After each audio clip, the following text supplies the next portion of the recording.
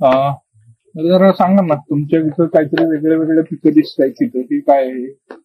माझे नाव सदानंद कोंडू मोरगा, राहणारा ओंदे कोळीपाडा. इथे मी आता पिकं पहिले श्यामल हळद इकडे लागवड केलेली आहे. नंतर आता ही हळद जी आहे, हळदीबद्दल तुम्ही सांगताय ना, ती कधी लागवड केलेली आहे, कशा प्रकारे लागवड केली? मी आता या स्वस्तीच्या माध्यमातून मला बियाणं मिळालं. मी पहिले नांगरणी केली, नंतर वाफे बनवले. वाफे बनवून नंतर मग याच्या गमेल्यामध्ये याच्या कुड्या ठेवल्या आणि त्या हाताने असे लावत लावत लावत पूर्ण अशी लागवड केली. आणि नंतर त्याला दोन्ही केली, आपलं राशी मिल दिलं, निमखत दिलंय.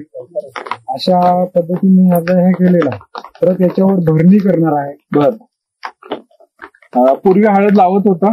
पूर्वी नव्हतं लावत. आता ही पहिलीच वेळ आहे. पहिलीच वेळ. काय वाटतंय तुम्हाला की एवढी एवढीशी हळद लावून काय फायदा होईल असं वाटतंय? कशासाठी? काय झालंय, आता बाजारच्या हळदी आणून त्यांच्यामध्ये आपण ते खातोय, पण त्या हळदीमध्ये आणि ह्या हळदीमध्ये चवीमध्ये फरक आहे असं दुसऱ्याकडून समजल्यामुळे आपण या गोष्टी करायला लागलो. आणि त्या स्वस्तेच्या माध्यमातून आम्हाला हे बियाणं मिळाले, म्हणून आपण याच्याकडे आता ह्या सुरुवात केलेली आहे. तुमच्या घराला लागणार सगळं तुम्ही पिकवायचं असं काही ठरवलंय का? त्या दृष्टीने प्रयत्न आपले आहेत. आपण पण पिकवू आणि दुसऱ्याला पण याचा माहिती देऊन आणि जास्त उत्पन्न आलं तर त्यांना पण देऊ, त्यांना पण ह्या गोष्टी करायला लागू, असं आपलं हे चाललंय.